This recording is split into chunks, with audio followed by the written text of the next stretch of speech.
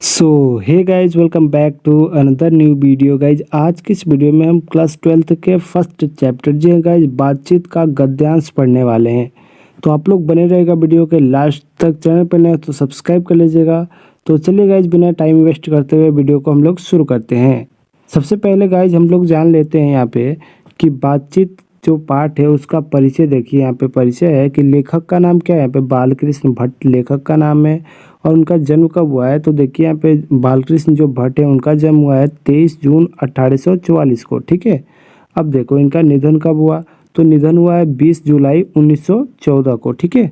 अब देखो इनका निवास स्थान यहाँ पे लिखा हुआ है, यानी कि ये रहते कहाँ थे। ठीक है। तो देखो इलाहाबाद, जो कि प्रयागराज में पड़ता है, इलाहाबाद उत्तर प्रदेश। ठीक है। इलाहाबाद उत्तर प्रदेश। इनके माता का नाम क्या था, तो पार्वती देवी। ठीक है। यहाँ तक किसी को कोई डाउट नहीं होना चाहिए। ठीक है। चलो आगे देखो, यहाँ पे पिताजी का नाम क्या था, बेनी प्रसाद भट्ट, जो कि आप सभी इसको याद कर लीजिएगा क्योंकि बहुत सारे ऑब्जेक्टिव में ये सब पूछ देता है। ठीक है। तो चलो देखो यहाँ पे जो कि व्यापारी थे, इनके पिताजी क्या थे, व्यापारी थे। मैं सारे क्वेश्चन को कराऊंगा। ठीक है। आप लोग बिल्कुल टेंशन मत लीजिएगा। और जो मैं ये सारांश बता रहा हूँ इसमें से बहुत सारे ऑब्जेक्टिव क्वेश्चन भी बनेंगे। ठीक है। आप लोग कॉपी किताब ले करके बैठिएगा। ठीक है। ताकि आप लोग जो भी ऑब्जेक्टिव बने उसको आप लोग लिख लिए। ठीक है। और ये देखो यहाँ पे लिखा है कि आधुनिक काल के भारतेंदु युग के प्रमुख साहित्यकार थे। ठीक है। जो बालकृष्ण भट्ट थे वो क्या थे, आधुनिक काल के भारतेंदु युग। किस युग के, तो भारतेंदु युग के प्रमुख साहित्यकार थे। ठीक है। यहाँ पे ये ऑब्जेक्टिव में आ सकता है कि बालकृष्ण भट्ट किस युग के निबंधकार थे। ठीक है। तो आप लोग को बताना होगा कि भारतेंदु युग के निबंधकार थे। ठीक है। तो चलिए गाइज, अब हम लोग बालकृष्ण भट्ट की कुछ रचनाएं देखते हैं। ठीक है। सबसे पहले यहाँ पे उपन्यास लिखा हुआ है। ठीक है। रहस्य कथा हो गया, नूतन ब्रह्मचारी हो गया, 100 अजान एक सुजान हो गया, गुप्त बैरी हो गया, रसातल यात्रा, उचित दक्षिणा, ये जितना भी है ये सारा का सारा कौन लिखे हैं, तो बालकृष्ण भट्ट लिखे हैं। ठीक है। तो आप लोग इस सबको याद कर लीजिएगा ताकि कहीं भी ऑब्जेक्टिव पूछे तो छूटे ना आप लोगों से ऑब्जेक्टिव। ठीक है। तो ये सारा का सारा आप लोग याद कर लीजिएगा। और यहाँ पे नाटक भी है, बेनी संहार है, शिशुपाल वध है, चंद्रसेन है, सीता वनवास है। ये सारा का सारा आप लोग बिल्कुल याद कर लीजिएगा। ठीक है। क्योंकि ये मोस्ट इम्पॉर्टेंट है। ठीक है। इसमें से बहुत सारा ऑब्जेक्टिव पूछता है। ठीक है। तो चलिए गाइस, जब सारांश देखते हैं। ठीक है। देखो गाइस, सबसे पहले सारांश का मतलब क्या होता है कि अब सारांश देखो, सारांश का यहाँ पे संधि हो जाएगा सार जोड़ अंश। ठीक है। ये भी ऑब्जेक्टिव में डाल देता है कि सारांश का संधि क्या होता है। ठीक है।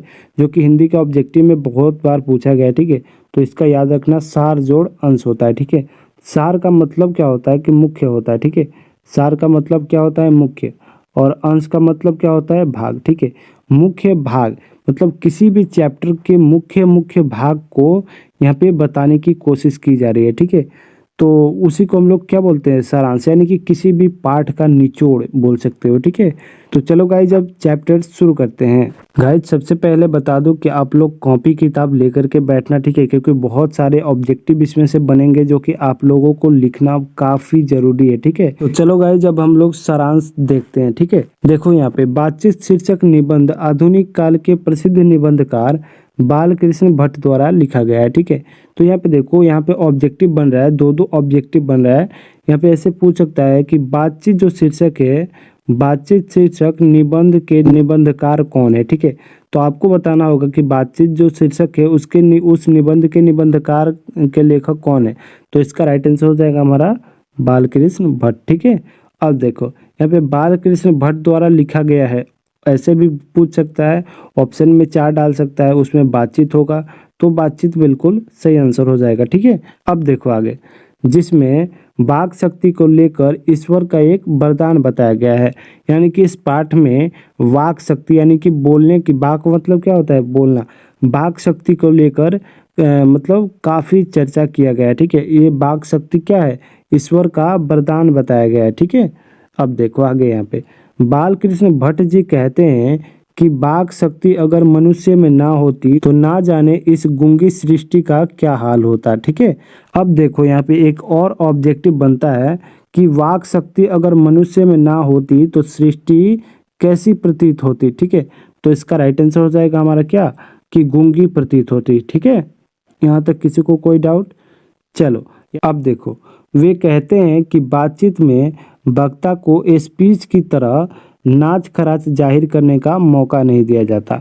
यानी कि देखो, बातचीत जो होता है कि हम एक दूसरे से बात करते हैं, जब एक दूसरे का हमारा दिल मिलता है, ठीक है, जब हम लोग एक दूसरे से बात करते हैं तो वहाँ पे क्या, नाच खराच जाहिर करने का मौका नहीं दिया जाता है। ठीक है, तो चलो अब आगे देखो। अब देखो यहाँ पे लिखा है कि वे कहते हैं कि जैसे आदमी को ज़िंदगी मज़ेदार बनाने के लिए खाने पीने चलने फिरने इत्यादि की ज़रूरत है, वैसे ही बातचीत भी अति आवश्यक है। देखो इसका मतलब क्या हुआ कि जैसे हम लोग को ज़िंदगी जो है उसको क्या मज़ेदार बनाने के लिए खाने पीने की ज़रूरत है और चलने फिरने की ज़रूरत है, ठीक है, इत्यादि। अब इस ज़रूरत है, ये तो हम लोग को बिल्कुल ज़रूरत है, जैसे कि ज़िंदगी मज़ेदार बनाने के खाना पीना तो बिल्कुल ज़रूरी है। ठीक है, वैसे ही बातचीत भी क्या है, अति आवश्यक है। ठीक है, हम लोग को बातचीत करेंगे एक दूसरे से तो हमारा क्या होगा, चित्त हल्का रहेगा, ठीक है, और मन स्वच्छ रहेगा। ठीक है, देखो तो इस यहाँ से एक ऑब्जेक्टिव बन जाएगा कि बातचीत करने से हमारा चित्त यानी कि मन कैसा हो जाता है। तो ऐसे ऑप्शन में रहेगा हल्का और भारी, कुछ भी हो सकता है। ठीक है, तो यहाँ पे रहेगा, वहाँ पे ऑप्शन रहेगा कि हल्का और स्वच्छ। ठीक है, हल्का और स्वच्छ राइट आंसर हो जाएगा। ठीक है, चलो अब देखो यहाँ पे आगे, और मवाद जो हृदय में जमा रहता है वो भाप बनकर उड़ जाता है। जी हाँ गाइस, जब हम लोग बात करते हैं एक दूसरे से तो हमारा जो मन में जितना भी गंदगी रहता है वो एक दूसरे के मतलब बात करते दौरान वो खत्म हो जाता है। ठीक है, भाप बनकर उड़ जाता है। ठीक है, अब देखो यहाँ पे बेन जॉनसन कहते हैं कि बोलने से ही मनुष्य के रूप का साक्षात्कार होता है। कौन कहता है? अब देखो यहाँ पे ऑब्जेक्टिव एक और बना कि बोलने से ही मनुष्य का साक्षात्कार होता है, किसने कहा? ठीक है, तो इसका राइट आंसर क्या हो जाएगा, बेन जॉनसन। ठीक है, ऑप्शन नंबर जो भी होगा आप लोग देख लीजिएगा। ठीक है, तो चलो अब यहाँ पे इसका एक और भी ऑब्जेक्टिव बनेगा कि बेन जॉनसन का इसमें से कौन सा कथन है। ठीक है, तो यहाँ पे इसका भी एक आंसर हो जाएगा कि बोलने से ही मनुष्य के रूप का साक्षात्कार होता है। ठीक है, चलो अब आगे देखो। अब देखो, लेखक ने बातचीत के प्रकार को भी बताया है। देखो लेखक जो है वो क्या है, बातचीत के प्रकार को भी बताए हैं। तो चलिए देखते हैं आगे। यहाँ पे है कि एडिसन मानते हैं कि असल बातचीत सिर्फ दो व्यक्तियों में ही हो सकती है। जो पाठ में ही एक एडिशन के नाम का भी चर्चा किया गया है। ठीक है, वो मानते हैं कि असल बातचीत सिर्फ कितने व्यक्तियों के बीच हो सकती है, तो दो व्यक्तियों के बीच ही असल बातचीत हो सकती है। और यहाँ से भी एक ऑब्जेक्टिव बनता है कि असल बातचीत कितने व्यक्तियों के बीच हो सकती है। ठीक है, तो इसका आंसर क्या हो जाएगा, असल बातचीत सिर्फ दो व्यक्तियों के बीच हो सकती है। ठीक है, असल बातचीत सिर्फ दो व्यक्ति के बीच हो सकती है। और देखो यहाँ पे एक और ऑब्जेक्टिव बनेगा कि बातचीत सिर्फ दो व्यक्तियों में ही हो सकती है या यह किसका मत है। ठीक है, तो किसका मत है, एडिसन का। ठीक है, चलो आगे देखो। अर्थात जब दो लोग होते हैं तो अपना दिल एक दूसरे के सामने खोलकर बातें करते हैं। देखो जब दो इंसान आपस में जुड़े रहते हैं तो क्या होता है, अपना दिल खोलकर यानी कि गहरे मन से जो भी बोलो, अपने दिल से जो भी बातें करते हैं, एक दूसरे से दिल खोलकर बातें करते हैं। ठीक है, अब देखो लेखक के अनुसार तीन लोग के बीच बातचीत केवल फॉर्मेलिटी होती है। यानी कि देखो लेखक, इस पाठ में बताया गया है कि लेखक जो होता है उसमें बोले हैं कि जब हम लोग एक दूसरे से बात करते हैं, जब दो लोग रहते हैं तो अच्छा से यानी कि दिल खोल कर बात करते हैं, और वही जब हम लोग तीन लोग हो जाते हैं तो क्या होता है कि वो बातचीत नहीं, वहाँ पे हम लोग बातचीत का फॉर्मेलिटी निभाते हैं। ठीक है, वहाँ पे बात हम लोग अच्छा से नहीं कर पाते। ठीक है, चलो अब देखो आगे।